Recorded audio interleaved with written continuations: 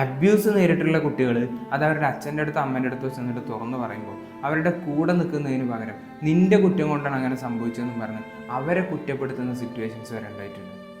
കുട്ടികൾക്ക് സീരിയസ് ആയിട്ട് ഒരു പ്രശ്നം വരുമ്പോൾ ആദ്യം അത് പാരൻസിൻ്റെ അടുത്ത് വന്നിട്ട് സംസാരിക്കാനുള്ള ഒരു സ്പേസ് ഇല്ലെങ്കിൽ പിന്നെ എന്തുണ്ടെന്ന് പറഞ്ഞിട്ട് എന്താ കാര്യമുള്ളത്? എത്ര വലിയൊരു പ്രശ്നത്തിൽ പെട്ടാലും എൻ്റെ പാരൻസിന് എന്നെ കേൾക്കാനും മനസ്സിലാക്കാനും കൂടെ നിൽക്കാനും പറ്റുന്നുള്ള ആ ഒരു വിശ്വാസം ഉണ്ടെങ്കിൽ കുട്ടികൾ ആദ്യം അത് പാരൻസിൻ്റെ അടുത്ത് തന്നെ വന്നിട്ട് പറയും. അങ്ങനെ പറയുന്നില്ല എന്നുണ്ടെങ്കിൽ അവരുടെ ഇടയിൽ എന്തോ ഒരു ഗ്യാപ്പ് ഉണ്ടായിട്ടുണ്ട് എന്നുള്ളത്.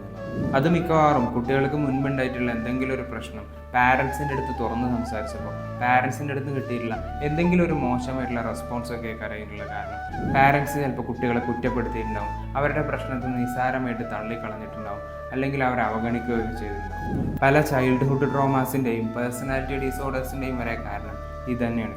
ഇത് അവസാനം കുട്ടികളെ കൊണ്ടുപോയി എത്തിക്കുന്നത് വല്ല ഡ്രഗ്സിലോ അല്ലെങ്കിൽ മോശമായിട്ടുള്ള റിലേഷൻഷിപ്സിലോ ഒക്കെ ആയിരിക്കും. സോ കുറ്റപ്പെടുത്തുകയോ നിസ്സാരമായിട്ട് കാണുകയോ ചെയ്യാണ്ട് യാതൊരു മുൻവിധിയും ഇല്ലാണ്ട് അവരെ കേട്ട് മനസ്സിലാക്കാനും കൂടെ നിൽക്കാനും പറ്റുന്നു. കുട്ടികൾക്ക് എന്തെങ്കിലും ഒരു പ്രശ്നം പറ്റുകയോ മിസ്റ്റേക്ക് പറ്റുകയോ ചെയ്യുമ്പോൾ യാതൊരു പേടിയും കൂടാണ്ട് ഓപ്പണായിട്ട് സംസാരിക്കാൻ പറ്റുന്ന ഒരു സേഫ് ആൻഡ് കംഫർട്ടബിൾ സ്പേസ് കുട്ടികൾക്ക് പാരൻസിൻ്റെ അടുത്തുണ്ടാവും.